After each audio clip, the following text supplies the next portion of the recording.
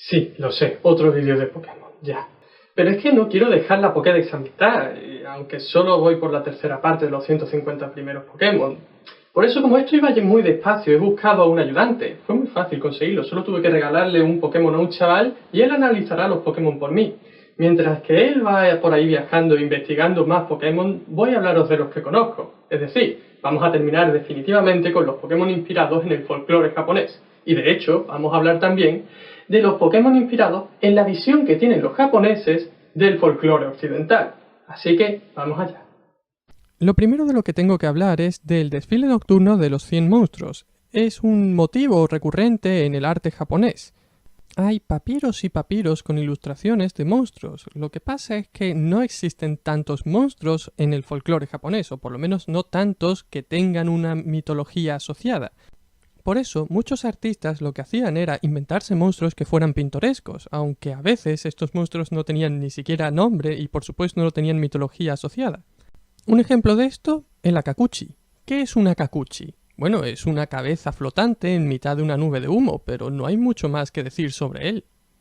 Y aún así se las ha arreglado para inspirar al Pokémon Koffing. En cuanto a Weezing, parece que está inspirado en el Asukokoko, que es básicamente lo mismo, solo que en lugar de ser una cabeza son varias cabezas.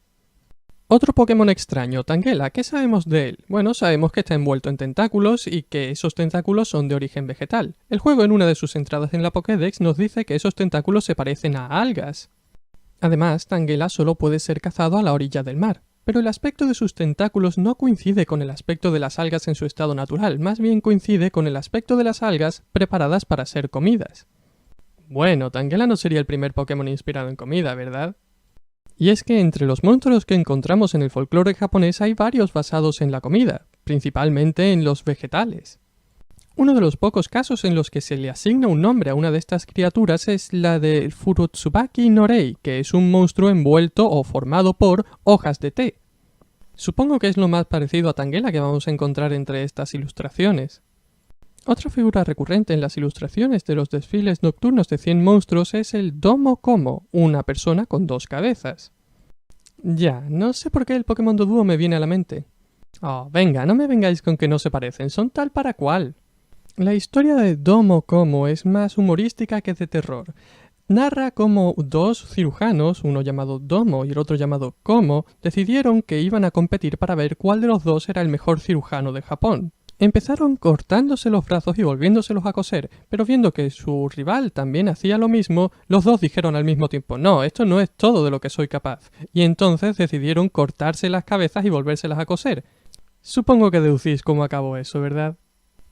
Una de las cosas curiosas sobre el Domo Komo es que siempre se le representa con una cara enfadada y la otra triste. Esto me recuerda a los Mansai, que son los dúos cómicos tradicionales de Japón, que consisten en una figura que es el tonto o el cabeza hueca y el otro que es el corrector, el serio. La función suele consistir en que el cabeza hueca intenta contarle una historia al serio, mientras que va contando la historia sin querer comete errores que son juegos de palabras o palabras con doble sentido. Entonces la historia deja de tener sentido. Extrañado, el serio le pregunta al tonto que qué significa eso. Entonces el tonto empieza a explicarlo y para toda la audiencia es evidente cuál es el error que ha cometido el tonto. Entonces el hombre serio le pega al tonto con un abanico de papel. Aunque lo más frecuente de los Mansai es que sean dúos que hablan muy rápido, también hay casos en los que hay tríos que añaden un personaje más a la función. Es posible que Dodrio haya cogido elementos de los Mansai, ya que se supone que una de sus cabezas siempre está triste, otra siempre está enfadada y la otra siempre está riéndose. Por otro lado, además, la cola de Dodrio parece un abanico de papel. Pero, ¿y por qué son pájaros? Bueno, la verdad es que no lo sé. Creo que hay un juego de palabras implicado, pero no estoy seguro. Bueno, dejemos a Dodrio a un lado y veamos otra figura recurrente en las ilustraciones. Se trata del Hajikaki. Me ha costado encontrar mitos asociados al Hajikaki, pero parece ser que es la timidez personificada. Se supone que se esconde bajo tierra en un agujero, y si alguien alguna vez lo desentierra y lo ve, él sale corriendo y busca otro agujero donde esconderse. Tanto su aspecto general como el hecho de que sea tan difícil de encontrar me hacen pensar que puede haber sido la inspiración del Pokémon Chansey. Todo el concepto de Chansey gira en torno a que es difícil de encontrar. Claro que si tienes la suerte de encontrar un chansing, o por lo menos tienes la suerte de probar el huevo de un chansing, serás feliz eternamente. Muchas veces en el folclore japonés hay mitos de que la carne de los animales extraños tiene propiedades mágicas. Mientras más raro es el animal, más beneficios reporta comer esa carne. Un ejemplo, un ejemplo. El caso del ningyo. El ningyo es la sirena japonesa, para entendernos. Es un pez con cabeza de persona. Se supone que comer carne de ningyo te da juventud eterna. Claro que nadie es tan loco como para pescar un ningyo, porque se supone que la visión de un ningyo en tierra firme es un mal presagio. Se supone que anuncia la llegada de guerras catastróficas o de catástrofes naturales como tsunamis o terremotos. Así que nadie quiere pescar a los ningyos. Estos elementos de mal augurio del ningyo han acabado en la descripción de Gyarados, ya que se supone que Gyarados aparece en los tiempos de guerra y cuando hay grandes catástrofes. Esa es la razón de que Milotic, un Pokémon que es una burda copia de Gyarados pero en la tercera generación, tenga cola y pelo de sirena, en referencia a que Gyarados también tiene elementos de sirena.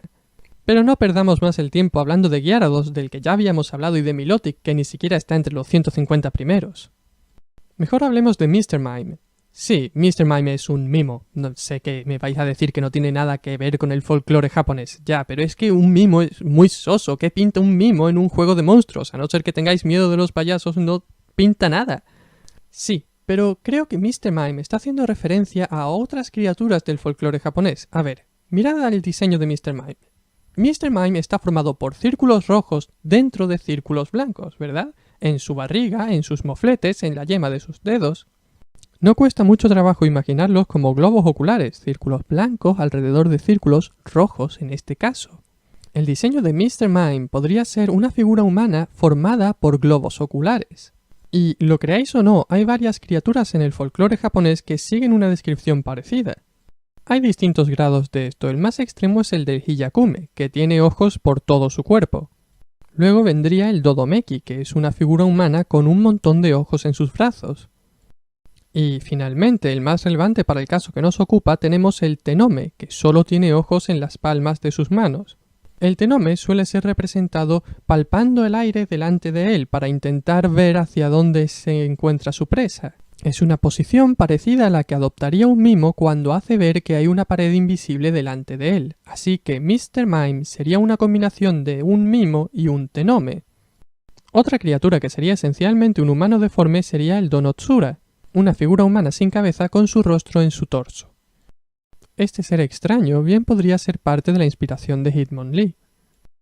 Aunque la principal fuente de inspiración de Hitmonlee y Hitmonchan, o quizá debería decir de Sawamura y Ebi Waller, son el campeón de kickboxing Tadashi Sawamura y el campeón de boxeo Hiroyuki Ebihara. ¿No creéis que es un poco raro que haya Pokémon basados en personas reales? Quiero decir, podría haber problemas legales. Hablo en serio. Mira, a ver, aquí hay un caso parecido. En realidad, Abracadabra y Alakazam se llaman Kasei, Jungerer y Fudin. Los tres tienen nombres parecidos a los de personas que creen en poderes místicos o sobrenaturales. Voy a centrarme en el caso de Kadabra. Su habilidad para doblar cucharas con la mente y su nombre japonés Jungerer son una referencia al mentalista Uri Geller, que aseguraba que era capaz de doblar cucharas y parar relojes solo con el poder de su mente. Pero hay más elementos en el diseño de Kadabra aparte de que sea una réplica de Uri Geller. Veamos, tiene en su frente una estrella de 5 puntas y toda su cabeza tiene la forma de una estrella de 5 puntas invertida. ¿Lo veis? ¿Queréis saber en qué se basa esto? ¿Vale? Abracadabra, pata de cabra. Os presento a Baphomet. Baphomet es una figura creada por los antiguos cristianos en las épocas de las cruzadas. Representa todas las divinidades paganas, todo el misticismo, toda la magia y toda la herejía. Básicamente, representa todo aquello que es malo, todo aquello que no comulga con la fe cristiana. En sus orígenes no era satánico propiamente dicho, pero últimamente se le asocia con el demonio. Bien. Si os fijáis, veréis que tiene una estrella de 5 puntas en su frente, y como os he enseñado antes, su cabeza se supone que forma un pentáculo invertido, símbolo demoníaco. Poneos un momento en la piel de Uri Geller. Él estaba de viaje en Japón, y de pronto alguien se le acercó y le pidió que le firmara una tarjeta ilustrada con el personaje Jungerer. Él mira al personaje y ve que han copiado su nombre y su imagen, y que además lo han asociado a una criatura maligna. Y claro, se cabreó. Así que en el año 2000, Uri Geller intentó demandar a Nintendo pidiéndole que le pagaran una cantidad de 60 millones de libras por uso inapropiado de su imagen. Y aunque el caso se desestimó, no se ha vuelto a editar la carta de Cadabra. La verdad es que esto es un poco fuerte. ¿Cómo es que Game Freak hizo un Pokémon que era prácticamente Satanás? Bueno, realmente no creo que lo hicieran con maldad, no creo que haya ningún mensaje satánico ni que estén intentando robarle el alma a los niños. Básicamente ellos crearon un Pokémon basado en la magia y cogieron una figura que básicamente representa todo aquello que es mágico. Y total, desde su punto de vista, un Pokémon basado en un demonio occidental es igual que un Pokémon basado en un demonio oriental. Y ya hemos hablado del Oni antes, ¿verdad? No creo que lo hicieran con mala intención. Pero... Mira, mejor dejamos el tema. Vamos a seguir con el siguiente Pokémon, y ya que hemos hablado de mitología occidental, hablemos de Zubat y Golbat. Lo primero que se nos viene a la cabeza cuando hablamos de murciélagos vampiros es Drácula. Pero mucho antes de que el conde llegara al país nipón, en este ya se creía en una criatura llamada Tobikura, que en realidad era un murciélago vampiro que atacaba a la gente por la noche, se les pegaba a la cara y les chupaba la sangre. Personalmente creo que es más probable que estos Pokémon estén inspirados en Drácula, pero siempre es interesante mencionar todas las opciones. Como en los casos de Geodude y Graveler, los Pokémon Piedra. Lo primero que se nos viene a la cabeza cuando los miramos es los típicos enemigos de los RPG, como los golems o los elementales de tierra. Pero eso no quiere decir que en Japón no existiera la creencia de que había piedras que estaban vivas, como la Yonakishi, la piedra que grita. Pero realmente es que es muy difícil ver en Graveler y en Geodude ningún tipo de parentesco con ninguna criatura mitológica. Son aburridos como piedras. Y de hecho creo que ese es el origen de su diseño. Veréis, en Japón hay una especie de expresión o algo que dice que algo o alguien es invisible como una piedra en el camino, y quiere decir que es imposible saber que está ahí a no ser que te fijes mucho. La Pokédex dice que Geodude es invisible, no eres capaz de distinguirlo de las piedras que hay a tu alrededor, a no ser que te tropieces con él. Dos Pokémon que sí que parecen inspirados en la mitología occidental son Clefairy y Clefable. Estos Pokémon están inspirados en las hadas. No hay mucho que decir, tienen orejas puntiagudas, como las hadas, tienen alas, como las hadas. Incluso su tendencia a bailar en coros a la luz de la luna está inspirada en los círculos de hadas, que se supone que eran los círculos que dejaban en el suelo las hadas cuando bailaban toda la noche. Si alguien entraba en el círculo de un hada, se veía obligado a bailar hasta desfallecer, a no ser que alguien le ayudara tirando de él. Por cierto, ahora que hablo de Clefairy, cuando expliqué el origen de Gengar, lo enfoqué desde el punto de vista de que estaba relacionado con Clefairy. Me gustaría dar también una teoría alternativa, aunque compatible con esta. En Japón existe una figura que suele aparecer en las casas embrujadas. Se llama Kage-onna, la mujer sombra, y se supone que es la sombra de una mujer que proyecta la luz de la luna sobre una puerta de papel. La descripción de Gengar en la Pokédex dice que es la sombra de una persona proyectada por la luz de la luna llena. Volviendo al folclore occidental, hablemos de Oddish. Oddish es una mandrágora, una planta que contiene sustancias que a concentraciones no muy elevadas es venenosa. Y a concentraciones bajas estas sustancias causaban alucinaciones, lo que hacía pensar a la gente que esta planta era mágica y propia de la brujería. A esto hay que añadir que la raíz de la mandrágora tiene un aspecto muy peculiar, no hace falta mucha imaginación para verla como un humanoide. A raíz de todas estas características empezaron a surgir mitos acerca de la mandrágora. Se decía que esta planta solo podía ser recolectada de noche porque si se intentaba arrancar de día, la planta gritaba y mataba a todo el mundo que oyera ese grito. Características como que es una planta que se mueve por la noche o que si intentas arrancarla del suelo grita son características que han pasado al Pokémon Oddish. Así que tenemos a Oddish inspirado en la mandrágora por un lado, y sus evoluciones, Gloom y Vileplume, están basados en Rafflesia armoldi. La Rafflesia es una planta parásita que no hace fotosíntesis, se alimenta de las raíces de otras plantas. En el caso de Gloom podemos ver todavía hojas de la mandrágora que están muriendo por la acción de una Rafflesia que está creciendo encima de su raíz. Para cuando llegamos a Vileplume, la flor ha florecido totalmente y vemos que la Rafflesia es la flor más grande del mundo. Y por otro lado, ya no queda ni rastro de las hojas de Oddish. Otro Pokémon con una inspiración muy clara en el folclore occidental es Charmander. Charmander está inspirado en la salamandra. En la Edad Media se creía que las salamandras eran unos animales que nacían de las llamas. En realidad lo que ocurre es que las salamandras son unos pequeños anfibios que viven en los troncos de los árboles cortados. Cuando alguien cogía un tronco de árbol y lo echaba al fuego, la salamandra salía de entre las llamas tratando de salvar la vida. De entre las distintas especies de salamandra que existen en el mundo, a la que más se parece Charmander es a Pseudotriton montatus. Sin embargo, la salamandra más asociada con esta leyenda es Salamandra salamandra, que ha inspirado la forma variocolor de Charmander. Cuando Charmander evoluciona se convierte en Charmeleon, que no se parece tanto a una salamandra. El cuerno que tiene este Pokémon en la parte de atrás de la cabeza lo identifica como un Saurolopus, un tipo de dinosaurio. Pero no hay mucho más que decir al respecto. Así que pasamos al último miembro de la familia, Charizard, que evidentemente es un dragón. Bueno, si nos fuéramos a poner muy tiquismiquis, tendríamos que especificar que es un dragón rojo de Dungeons and Dragons y que su forma variocolor es un dragón negro de Dungeons and Dragons. Y ya que estamos con Dungeons and Dragons, hablemos de Aerodactyl. Sí, por supuesto, hasta cierto punto este Pokémon está inspirado en los pterodáctilos.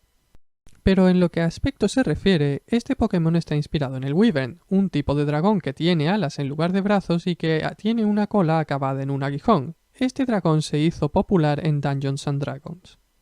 Nuestro siguiente Pokémon tiene una vuelta de tuerca más. A ver, Lapras está inspirado en el monstruo del lago Ness y por lo tanto está inspirado en un plesiosaurio. Pero es que, aparte de eso, el hecho de que Lapras presente un caparazón lo asemeja a las tortugas dragón, de nuevo una criatura de Dungeons and Dragons, pero es que en este caso Lapras más parece inspirado en la criatura que dio inspiración a este monstruo de Dungeons and Dragons. En China se creía en 4 animales sagrados que representaban los 4 puntos cardinales y las 4 estaciones del año, aunque más tarde se añadió también la filosofía de los 5 elementos, y se añadió un quinto animal para que entre los 5 representaran también las 5 fases. El animal que representaba el agua, el norte y el invierno era Xuan-Gu.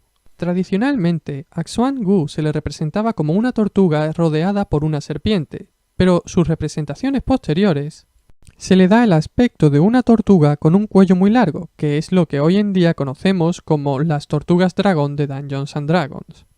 Algunos de los atributos de Xuan-Gu pueden verse en el diseño de Lapras. Por ejemplo, Xuan-Gu representaba el invierno, como ya he dicho, y Lapras es tipo hielo. Relacionado con Xuan-Gu tenemos a la criatura que dio origen a Moltres. Es cierto que en la mitología de muchas culturas aparecen pájaros de fuego. Es difícil rastrear cuál es el pájaro de fuego concreto que es la principal inspiración de Moltres. Pero creo que el que más se parece es Zhu-Ke, otro de los 4 animales sagrados de China. En la descripción de Pokémon Oro, Plata y Cristal de Moltres se nos dice que trae una primavera temprana a las regiones que visita. Zhu-Ke es el espíritu del verano. Bueno, no es una coincidencia perfecta, pero es el único de los pájaros de fuego que está relacionado con las estaciones. Además, en lo que a aspecto se refiere es muy parecido a Moltres. Tiene esa cresta y esa cola como en llamas, es muy parecido. En fin, si con Moltres era muy difícil averiguar cuál era su origen porque había muchos pájaros de fuego entre los que elegir, con Articuno pasa lo contrario. En el mundo no hay ningún mito sobre pájaros de hielo, al menos que yo conozca. Así que cuando los diseñadores del Pokémon intentaron crear un pájaro de hielo tuvieron que echarle más imaginación. De nuevo volvemos a la mitología japonesa. Se supone que existe un fenómeno nocturno llamado Aosagibi. Esto es un extraño resplandor azul que despiden algunas garzas. Dediquemos un momento para repasar el aspecto de las garzas. Las garzas son aves zancudas con el cuello largo y unas plumas más largas que el resto en la cabeza y en el pecho. No son el tipo de pájaro que relacionaríamos con climas fríos como bien podría ser el pingüino o algo así. Pero relacionar brillos nocturnos con el elemento de hielo es tan fácil como añadir a la mezcla la aurora boreal. Con todos estos elementos el aspecto de Articuno queda definido. Una garza con el cuello largo, al menos en la sprite original, una corona de hielo que representa las plumas de la cabeza, una barba blanca que representa las plumas del pecho y una cola con la forma de la aurora boreal. De acuerdo. Para terminar con los pájaros legendarios tenemos que explicar el origen de Zapdos. Existen algunos mitos de pájaros de trueno, sobre todo en la América precolombina. El más conocido de todos es el que se conoce por el término Thunderbird. Los americanos han hecho del término Thunderbird un término muy popular. Se lo ponen ese nombre a los aviones, a series de televisión, a programas informáticos. Y aunque es posible que los desarrolladores de Game Freak hayan oído el término Thunderbird, creo que no conocían al animal al que hacía referencia. Lo digo porque cuando crearon a Xatu, un Pokémon inspirado en los tótems de los nativos americanos, no le dieron el tipo eléctrico, y de todas formas, el tótem de estos indios se parece más a un águila y no a Zapdos. ¿Qué tipo de pájaro es Zapdos? Con ese pico tan largo y con un cuello tan bien alargado, al menos en la parte de atrás del sprite original, a mí me recuerda más a una cigüeña. Bueno, ahora os voy a contar mi teoría sobre el origen de Zapdos, pero es bastante larga y confusa, así que prestad atención. Empecemos hablando del origen de otro Pokémon eléctrico legendario, Raikou. Raikou está inspirado en una criatura del folclore japonés llamada Nue. Existió en Japón un emperador. Todas las noches a la ventana del emperador se acercaba una nube tormentosa de malos augurios, y durante toda la noche se oía el canto melancólico de un zorzal dorado. Después de varios días seguidos así, el emperador empezó a enfermar, y nadie era capaz de encontrar una cura para su enfermedad. Cuando el emperador estaba a punto de morir, mandó a uno de sus guerreros que lanzara una flecha contra la nube que se acercaba a su ventana todas las noches. De entre la nube de tormenta cayó el cuerpo de una criatura que tenía el cuerpo de un tigre, la cola de una serpiente y la cabeza de un mono. Era un Nue. Antes de que se empezara a contar esta leyenda, la palabra Nue designaba a un zorzal dorado, un pájaro que se suponía que era de mal agüero porque su canto era muy melancólico.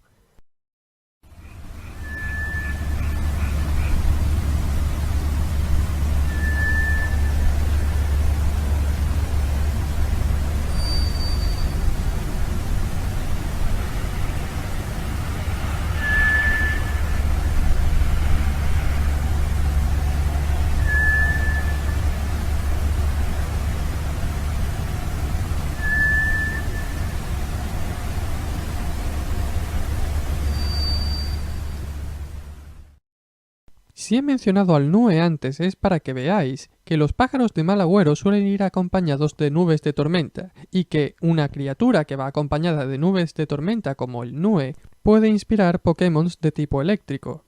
Pero el Nue no es el único pájaro de mal agüero. En ocasiones las almas de los muertos recientes abandonan la Tierra con la forma de pájaros envueltos en nubes de tormenta. El caso que más nos interesa en este tipo de pájaros es el Onmaraki, un pájaro que puede verse tras un entierro reciente en los cementerios y que adopta la forma de una grulla. Bueno, ahora vamos a hablar del último Pokémon del que vamos a hablar hoy. Pikachu y su evolución Raichu. Cuesta creer que después de tantos años y siendo Pikachu el Pokémon más famoso no tenga ningún tipo de explicación satisfactoria sobre cuál es su origen. Y es que Pikachu es un Pokémon muy difícil de identificar, así que vamos a ir paso a paso analizando todo lo que sabemos sobre Pikachu. Punto número 1. Pikachu es un ratón amarillo. Y sí, es cierto, en el mundo existen ratones amarillos, aunque son muy raros. Por su parte, Raichu es una rata canguro. Esto lo sabemos por la postura que suele adoptar la rata canguro, por el tamaño de las patas traseras y por el tamaño de la cola que suele acabar en un mechón de pelo. Punto número 2. El nombre de Pikachu proviene de las onomatopeyas japonesas pika pika, que es el sonido que hace algo resplandeciente o brillante, y chu chu, que es el sonido que hace un ratón. Así que podríamos interpretar que Pikachu debería ser un ratón resplandeciente, un ratón que brilla. De hecho, en el sprite original de Game Boy podemos ver que está rodeado de pequeños destellos. Espera un momento, así no lo veis bien.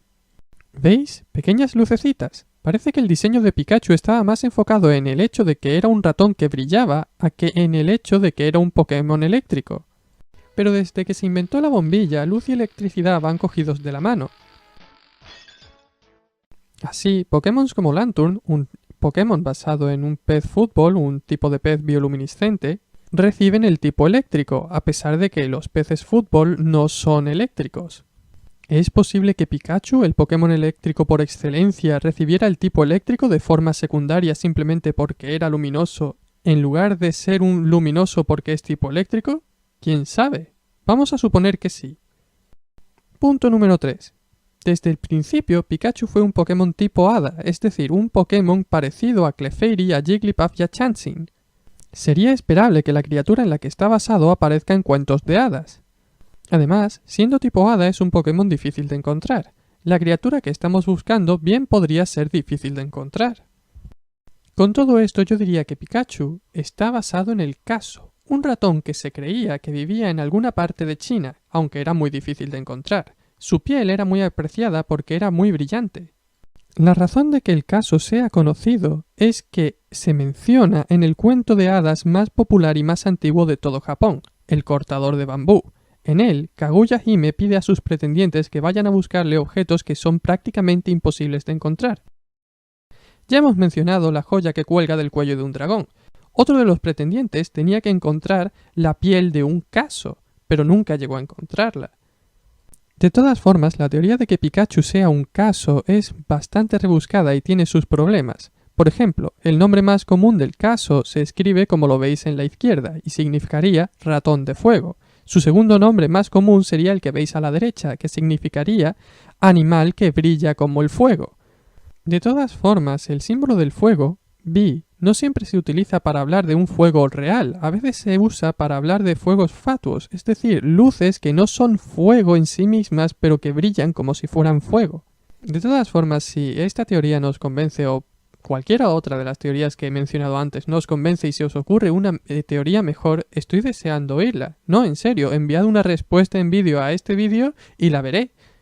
Eso sí, siempre que vuestra teoría no sea que Pikachu es un ratón del ordenador. ¿En serio? ¿Un ratón del ordenador? No.